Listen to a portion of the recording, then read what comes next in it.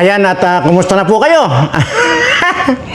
At sana po ay siyempre nasa mabuti kayong kalagayan lagi at ligtas siyempre sa anumang uri ng kapahamakan. Yan naman po lagi ang pinagdadasal ko sa inyo mga subscriber ko. At sa halip na kamalasan at sakit ang dumating sa inyo, swerte na walang hanggan ang darating sa inyo. At yung mga kamalasan at mga sakuna na darating sa inyo, diyan na lang mapunta sa mga politikong mga kawatan. Deserve nila na matudas na lahat ang mga kawatan sa Pilipinas. Kaya sa inyong mga subscriber ko, wala akong ibang dalangin sa inyo, kundi ang swerte ang dumaloy sa inyo at hindi kamalasan. Ayan po, at ito nga po, at nagbabalik ulit tayo dahil naman po dito sa ating raffle draw at bagamat medyo pagod tayo ay sige lang po hanggat kaya, ika nga ay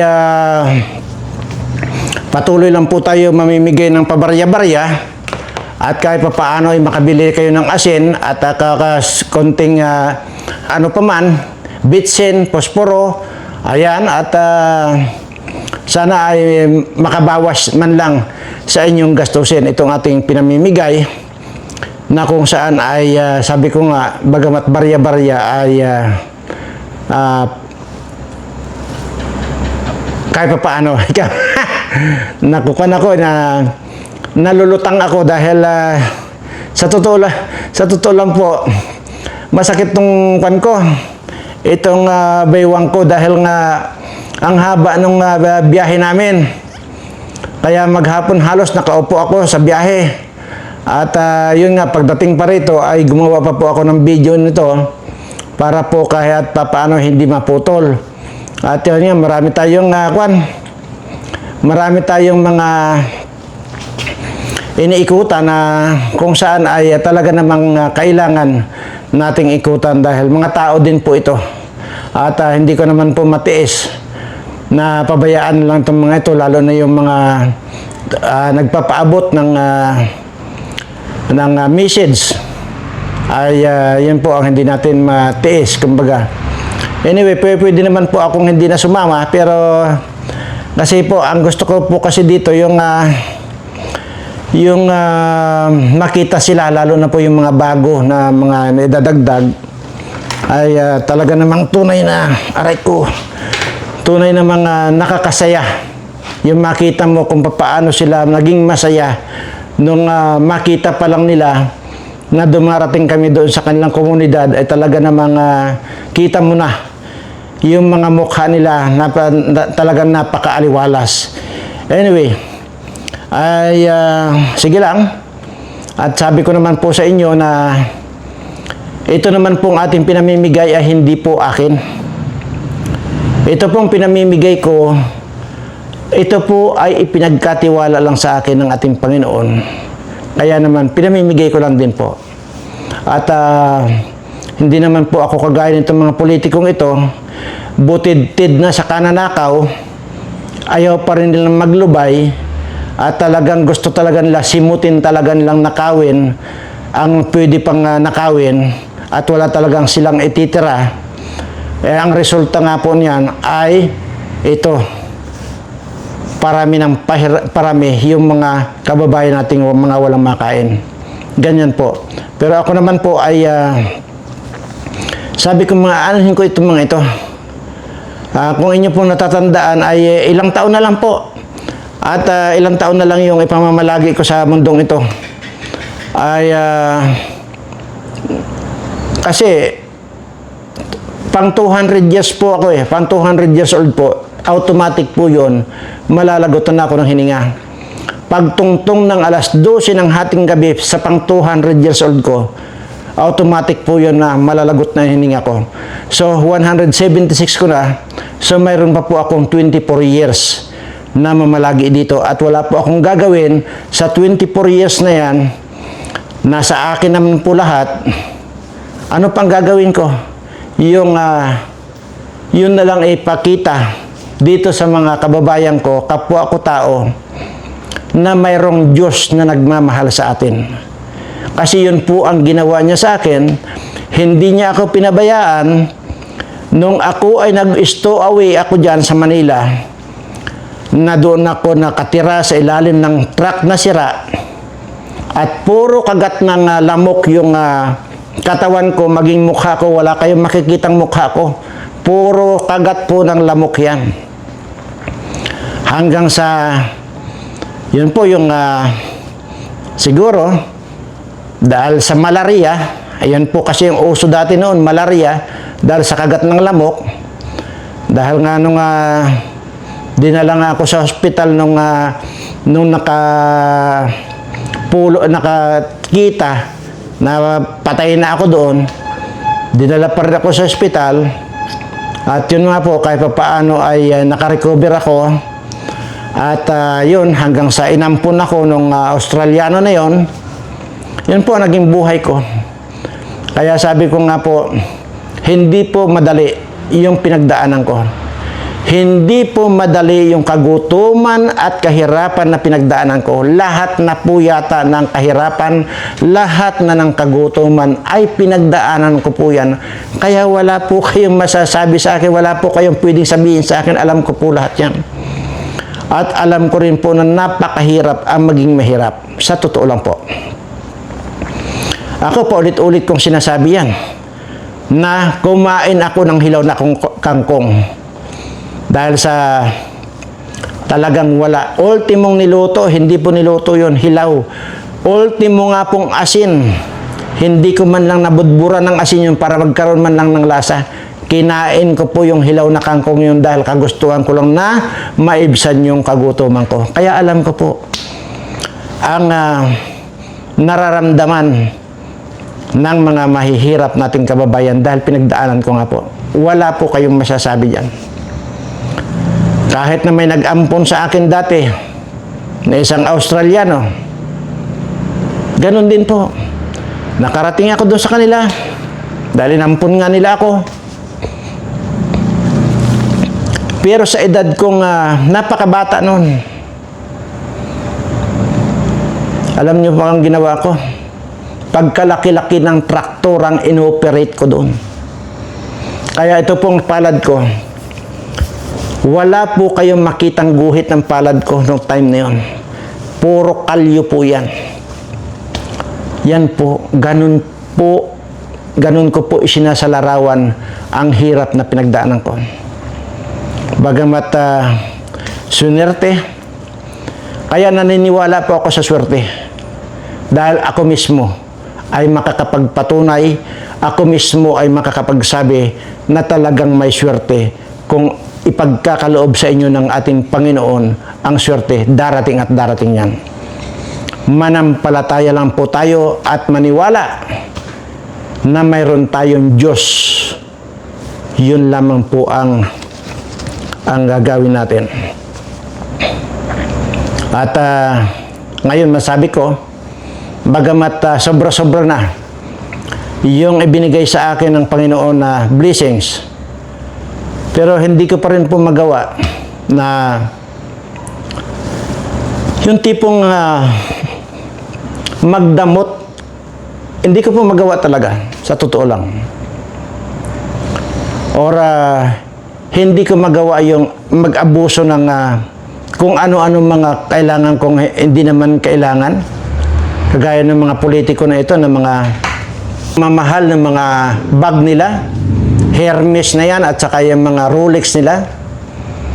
Ayan. At mayroon din naman po ako nun, pero ibig ko sabihin ay kung nagkakaroon man po ako niyan, ay ipinagpapaalam ko po yan sa ating Panginoon. Kahit ano pong bilhin ko na mapasasakyan man yan o ano pa man nagagawin ko or bibilhin ako, pinagpapaalam ko pa rin po yan. Dahil nahihiya po talaga ako sa ating Panginoon na laspagin ng laspagin yung mga pirang ibinigay niya sa akin na walang katuturan. At minsan nga po parang siya na mismo ang tutulak sa akin na bumili ng ganon, bumili ng ganon. Siya, ramdam ko po yun eh. Kasi unang-una, sa lahat ng bagay, wala po akong hilig sa kahit na anumang gamit na mamahalin. Pero, yun po eh. Sabi ko, meron man po akong Mercedes-Benz dito, kung meron man po akong BMW, at kung ano-ano pa mga sasakyan, na mga masabi natin talaga mga high-end, ay hindi po ako may gusto. Sa totoo lang po. Wala po akong gusto. Kung lumalabas man po ako, kung alam ba ako lang mag-isa, kailangan ko lang painitin ito, yung araw-araw ko na papainit itong BMW o di kay Mercedes kasi kailangan daw talagang painit-initin ito. Kasi minsan yung driver ko ang nagkukan, lalo na kung mayroon akong lakad, yan po. Pero kung gagamitin ko yung sabihin ko na para ipagyabang, magyabang, no eh, hindi, wala po sa bakwan ko, sa utak ko yung magyabang. Ganun po. Kung mayroon man akong speedboat, mayroon man po ako yung maliit lang naman ng yate yan, ay hindi po ako may gusto. Aywan ko kung bakit ko nabili yan. Hindi ko po alam. Wala po akong gusto, sa totoo lang. Pero parang, Panginoon na rin natin na nagsusulsol. Paano ako nakapagpatayo ng mga kumpanya na dating patay gutom ako, hampas lupa ako? Yun po ang tinatanong ko rin sa sarili ko. Niwala man po akong pinanggagalingan. Yan po. Bagamat nagtrabaho din po ako sa mga malalaking kumpanya dati nung araw, ay kung tutuusin nga po, ay yung mga kinita ko po doon, kagaya po doon sa isang airline company na multinational, nagtrabaho po ako dyan 15 years. Yung po mga kinita ko doon, kaya masasabi ko talagang guided ako ng Panginoon kasi wala po akong binitawang puhunan na hindi tumubo. Ang ibig ko pong sabihin, kagaya po na may mga sweldo ako, bumili ako ng bahay. Bahay na luma, bumili ako ng bahay na luma. Ni-remodel ko. Magkano lang ang pagkakabili ko ng lumang bahay? 300,000 lang. 300,000 lang. Ni-remodel ko, gumastos ako ng another 300,000. Di 600,000 yon lahat. Alam nyo ba na ibenta ko? 1.6 million. So, ibig sabihin, marami pa po yan. Marami pa po akong gustong i-discuss sa inyo para katunayan na talagang kinakasihan ako ng ating Panginoon. Marami po yan. Halimbawa, yung mayroon ako dating binili na kwan. Mayroon ako binili dati na second hand na kwan na ano to, yung traktura malaki. Second hand po yun Nabili ko lang po yun ng 500,000. Second hand, pero slightly used lang. Pinapinturahan ko lahat na. Magkano ang gastos ko lang doon? 30 mil lang. So, 530,000 lang bali. Puhunan at saka sa pagpapintura ko. Kasi slightly used nga. Naibinta ko pa rin po ng 1.8 million. So, ibig sabihin lahat po tubo yan, tubo. Ngayon, ito kinikwento ko lang po para magkaroon din po kayo ng idea or para magawin niyo yung inspirasyon ito. At ito naman po ay hindi puro buladas to. Yung itong solar panel. Nung may nakausap ako sa Korea, ang sabi niya sa akin, magtayo ka lang ng building sa inyo sa Pilipinas, sabing ganyan. At ako ang bahalang magpadala ng mga materyales. Pagkatapos may assemble doon yung mga materyales, ibalik mo dito sa Korea at mayroon tayong babagsakan dito. Matagal-tagal din po yung aming conversation. Una, ang iniisip ko, magtayo lang ako ng isang building na malaki. Nung nakapagpatayo ako ng isang building na malaki, tinawagan ko yung business partner ko sa Korea. Nagpadala ng mga materyales. Pagkatapos, ibinalik lang doon yung gawa na. Dito lang ina-assemble. Dito lang namin minamanufacture. So ngayon, alam niyo po ba, hindi naman po sa pagmamayabang, yung isang building na iniisip ko lang, ngayon po 10 building na pagkalalalaki. Hindi po basta building-buildingan, building po. Na ang sukat po ng isang building ay 1,000 square meter bawat isang building. Gaano po kalaki yan? Yun ba makakapagpatayo ba ako ng akin na isang patay gutom at saka hampas lupa? Hindi po. So, ngayon, kanina po galing yung mga pira na pinagpatayo ko sa atin pong Panginoon. Wala naman po akong pagmamayari. Kung mayroon man akong ganitong barong, aba hindi ko po pag-aari ito. Lahat po ng mayroon ako, yan po ay pag-aari ng ating Panginoon. Yan po yan. Basta ito po ang bottom line lang po dito. Gusto ko lang pong ituro sa inyong lahat yung pananampalataya na walang pag-aalinlangan. Yung manalig sa Panginoon na kahit kailan huwag na huwag kayong magdududa. Dahil yun lang po ang ginawa ko. Alam niyo po ba nung nasa ganong sitwasyon ako na halos mamatay na ako sa sobrang kagutuman. Ang nasabi ko lang, Panginoon, isinusurrender ko na po ang aking buong buhay sa iyo. At ikaw na po ang bahalang gumawa ng programa para sa akin. Yun lang po ang huling sinabi ko sa kanya. Kasabay nun, maliban pa po doon sa pinakain kong matanda, talaga namang overwhelming yung mga biyayang dumarating sa akin. Ganun lang po. Huwag po tayong magdududa sa ating Panginoon. Anyway, mapunta na po tayo dahil baka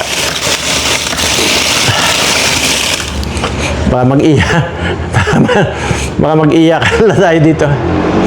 Sa tuwing nababanggit ko yung matanda na yon, talagang hindi ko maiwasan, hindi maiyak.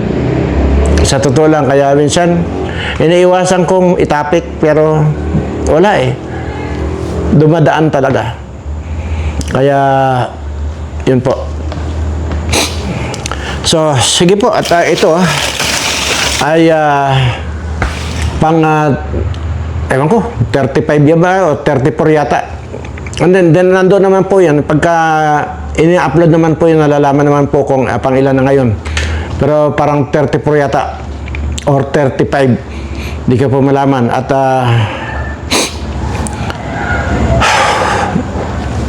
so, sige. Kasi po, at sisimulan na po natin bunutin ang una na mabubunot dito. Tigsa 10,000 lang po at dalawa po ng dalawa ang ating bubunutin. At sa bawat episode natin o bawat part ng ating video ito. Yan po, hindi ko po tinitingnan yan. At gusto ko po sana na yun munang mauna. Kasi yung mga iba halimbawa at na mayroon namang kakayanan na makabili ng bigas pa, ay sana itong mabunot natin yung mga talaga namang nangangailangan talaga. Ano? So, sincere na po kayo. So, ito po. Siya po si Adelaida Santos. Siya po si Adelaida Santos. Ayan, congratulations at ready mo yung cellphone mo dahil tatawagan ka ng sekretary ko pagkatapos lamang po nito. Ano? So, yan. At sunod na po natin. Itong isa. Hindi ko po tinitingnan yan. Nakatalikod po yung timba sa akin. Ayan.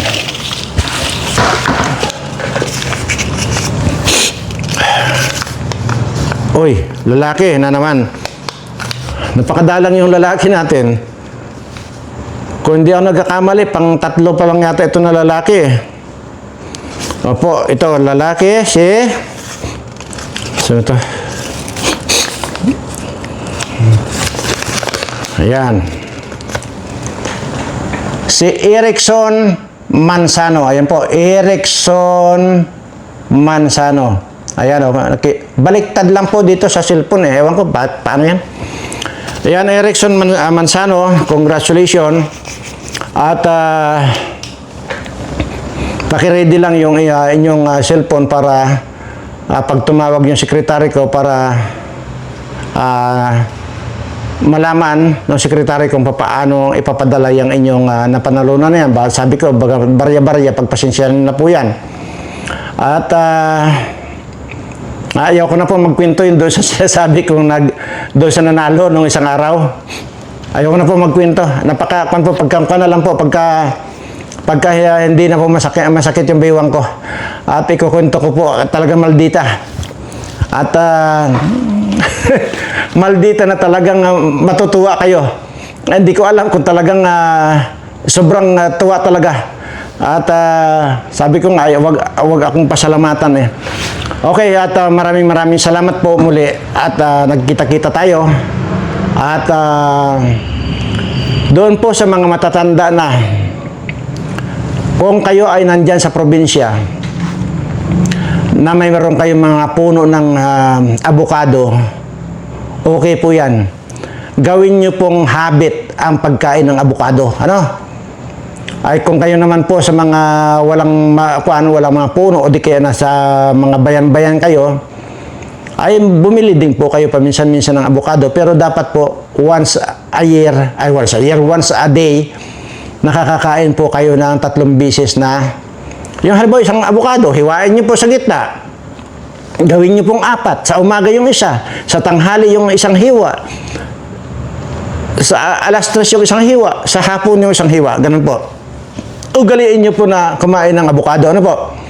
At yan naman po ay prutas. At sigurado naman ako, hindi nyo ako pagdududahan na yan ay nakamamatay. Dahil avocado po yan itinuturo ko sa inyo. At yun pong gustong humaba din ang buhay. Nakagaya ko, 176 years old ko na. Pero ganito ang itsura ko. Dahil po dyan sa avocado. Maraming salamat po at pagpalain nawa kayo ng ating Panginoon.